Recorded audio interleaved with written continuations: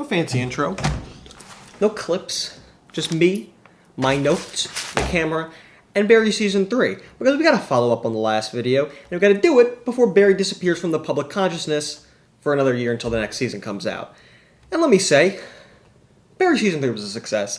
The thing is with YouTube is that you make a video and you point out some minor flaws with something that's critically acclaimed and everyone thinks you hate something. Like what happened with my Irishman video, with my John Wick 3 video. Something that is disappointing is not necessarily bad. In fact, it might be great, it just may not be spectacular, which may have been your expectations. And Barry Season 3, I mean, for the series to write itself out of a cage, which it wrote itself into at really the end of both seasons 1 and 2, is a major accomplishment. Everyone involved with this season should be proud of what they did. It was really fun to watch. I enjoyed so much every Sunday night, turning on, hearing the wah HBO logo, and then seeing what Barry had in store. With that said, these last 3 episodes of Barry, they reinforced the problems I had with the first 5 episodes, and have just proven to me more that Barry needs to change in order to have a truly awe-inspiring and grand finale that it seeks to have in a possible finale ending Season 4. So my first Barry video was very focused on episodes 1 through 5, so this hopefully will be a little more episodes 6 through 8. So let's start with 6, which really just crystallized, I think so perfectly, my evaluation of Sally's character and really a large issue with Barry as a whole. I mean, her primary scene is with her agent and a studio executive talking about making grunts and groans, these noises that they want to evoke from an audience with Sally's show, and the entire scene really just exclusively plays out as a gag. And when your secondary character in a show, when her main purpose in an episode is just regulated to that, and then you have another scene that's kind of interesting and kind of gets her somewhere, but is largely still a gag with the beignet guy, I think there's a problem there. Barry is so short at this point, and these characters are so decentralized from Barry that in order to have them feel consistently growing in each episode, you cannot afford to have those types of scenes. Either you remove these gag-related scenes exclusively, or you extend Barry by like 10 minutes. I think that gets the job done. And I would prefer the latter, because each of these characters are interesting enough to have more time, but at this current runtime, every single second matters. And if you have one scene that feels out of place, that takes down the consistency of an episode and really a season's worth of storytelling for some of these characters. When you have Fuchs, like I said last video, being regulated to just having one scene talking about how Barry robbed a guy of $150 with a hot tub, that's a problem, especially when you have the police station subplot and they're talking about A, exclusively exposition, or B, a really bad Raven joke. You cannot have these episodes be propped up, certain scenes be propped up by gags that don't work, because then the entire episode can potentially feel a lot less great than it could have been. Some people may interpret my problems with Barry Season 3, especially my first video, that I didn't like the transition to a drama. I thought it was too dark. I don't think that's my view at all.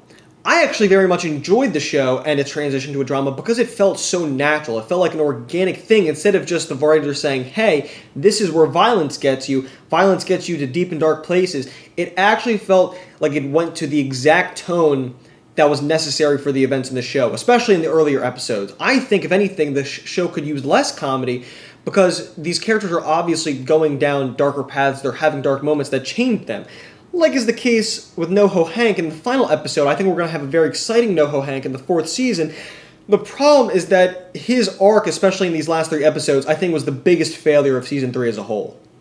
I said in my first video that I needed to see more of Hank and Cristobal to make me care about their relationship. And so what does the show do but give us none of that in episodes 6 through 8? We have one episode where Hank dilly-dallies around, tries to contemplate whether he should go save Cristobal, one where he's locked entirely away from him. I think that kind of works in episode 7, I'll get to that later. And one in episode 8 where, again, we don't even get a word out of Cristobal. Cristobal's wife is supposed to be the antagonist for Hank in the later half of the season. She, A, is introduced too late in episode 5, and B, just simply does not have enough screen time to make her character work, make her an actual villain more than a symbol in this later half of Barry Season 3. I think that it was necessary to have this storyline have little chunks here and there. Have Hank and Cristobal, have Hank and his wife, have a conversation. Right now, it all just feels so meaningless to exclusively have Hank largely just deal with physical danger and not talk to Cristobal or his wife at all. And I think this is an issue that runs really through all of Barry Season 3. I mentioned last time how Barry and Sally's breakup was a great moment, well acted, well written. However, it didn't go through the heavy lifting that actually would make that moment even so much more impactful. The thing is with Barry is that it circumvents all of the hard work, and because of how exceptional the actors are, you largely believe in these big dramatic moments. But in order to make a mid-season more compelling, you need more dramatic beats in there, actual revelations and changes that happen between these characters. For instance, with Natalie and Sally's interaction, Natalie's betrayal of Sally, yes, it was more surprising because we didn't see Natalie in a while, but it honestly would have been a better moment had we seen more conflict between Sally and Natalie, more antagonism between the two, more of a separation forming between them. As it is, it was still an exceptional moment because of how great Sarah Goldberg is. By God, she'll probably get snubbed because it's not really a comedic performance anymore, but she's just quite simply the best actor on that show right now. But again, Barry simply needs to do mid-seasons better. It needs to have more drama in the middle and really stick to becoming a drama as opposed to having these useless comedic bits that a lot of times aren't that funny. What makes Barry so hard to assess is that, no, it doesn't quite nail the middle parts, but again, these big moments the show has are usually so exquisitely done that you kind of forget all the bad stuff. Like episode 6, yes, there are problems with it, but the motorcycle chase is so awesome at the end that who cares? I mean, you look at that chase, and for that scene to happen, a motorcycle chase that well shot on an LA highway in broad daylight, to happen on a TV show still is a remarkable feat, especially given the circumstances under which it was filmed. I suppose this was filmed in 2021. You still had stuff going on with COVID. It probably still was an issue around then. It seems like such a headache to film and such a miracle that a set piece like that could even happen. And I think really, not sure, it may not be quite on the level of the action in something like Ronnie/Lily, but still was something entirely on its own and the best action you will probably see in a TV show this year. Outside of the action, the directing as a whole is a major strength of Barry. You see Bill Hader's influences, the people that he talks about, Wim Wenders, Hal Ashby, Federico Fellini, and you see their influence. Barry, at some times, for 30 minutes at a time in a TV show, every single scene will be creative. Every single scene will have something even remotely inventive done with the camera, with the staging, with the light, especially in something like episode 7, which in my opinion is the second best episode the series has to offer, right behind Ronnie/Lily. Episode 7 is Barry operating at the peak of its powers. It's an episode that perfectly blends comedy and drama together, successfully implements heavy doses of tension and surrealism, and is an actor showcase for nearly everyone involved in both comedic and dramatic ways. I mean, Sarah Goldberg is simply phenomenal here. Both the elevator scene and her scene where she turns on her agent just feel like masterclasses in acting.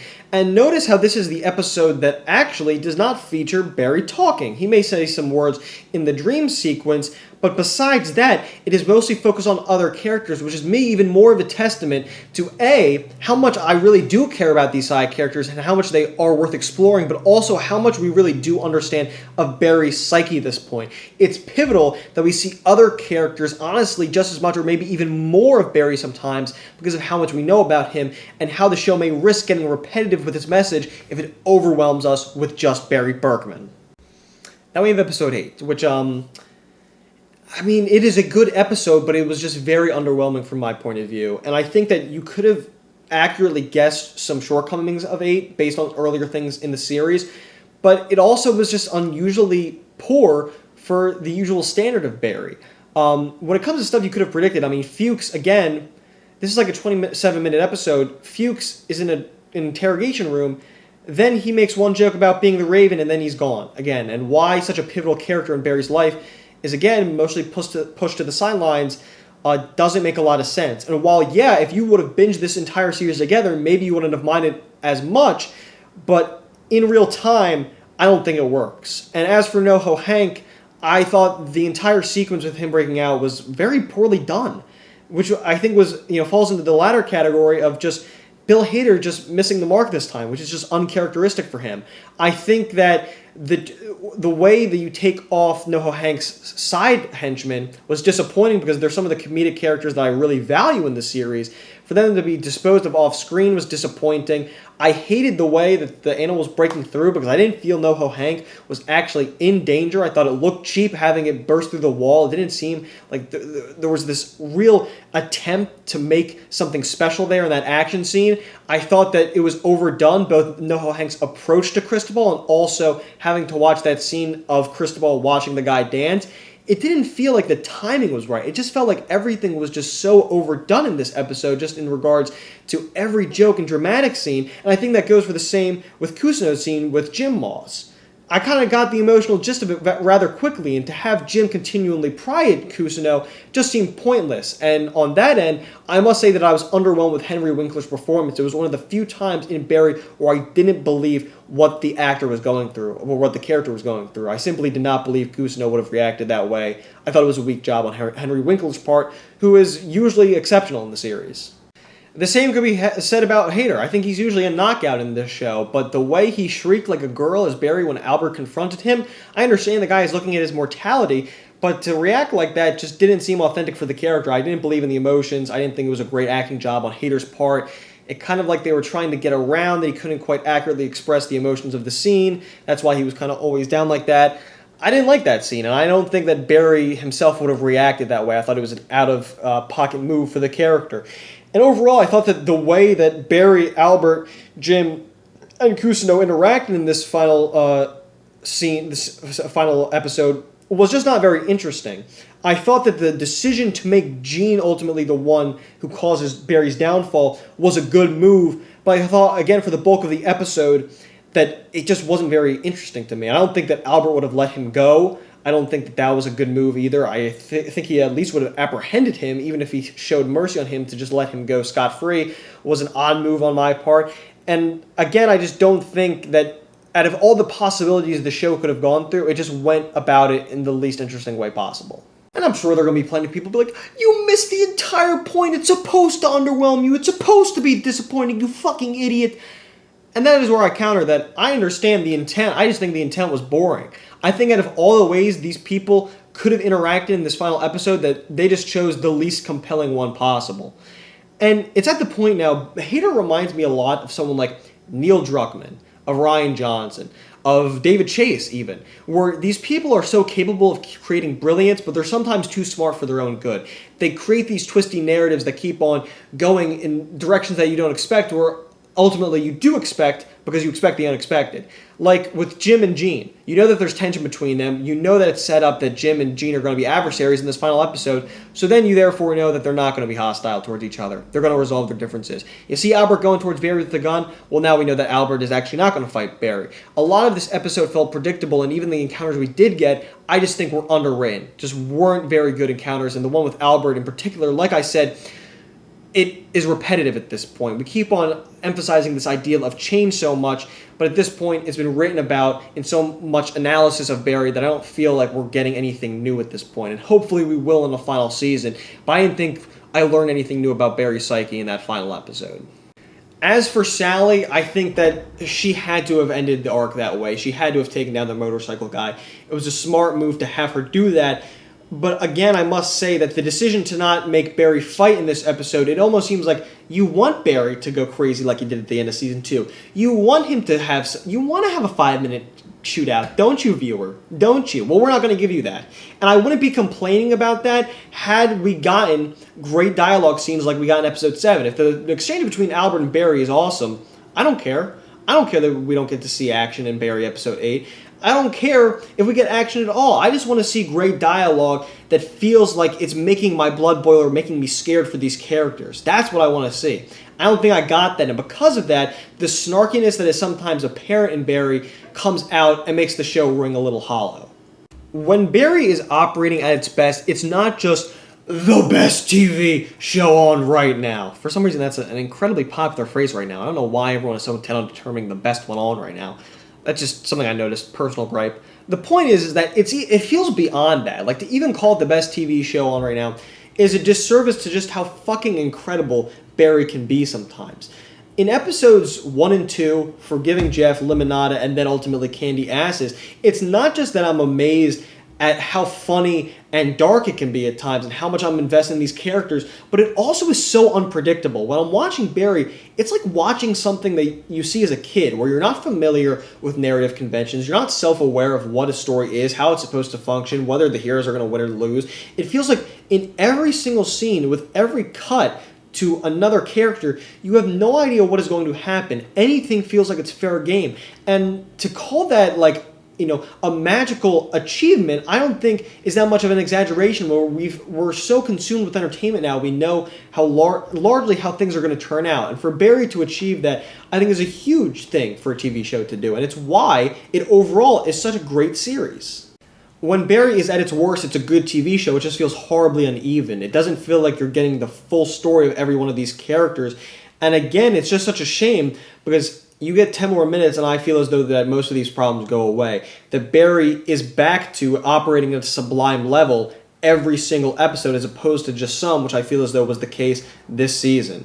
And as for episode 8, we can argue about the objective merits all you want, but I know personally when I enjoyed a mid-season episode of Westworld more than I did the season finale of Barry, there's a problem there. There's an issue that I know just keeps me back from fully loving this and being in total awe of the season as a whole. I think the season finale was the weakest episode of season 3 and brought it to a sad end because it just could have been something that was unmatched in terms of quality for the entire year, which is what some people are saying. And while I'm glad that they enjoy Barry so much, I don't think that it's untouchable in terms of quality this year. And I wouldn't be surprised if Saul surpasses it come July and August. I'm going to give Barry season 3 an 8.5 out of 10.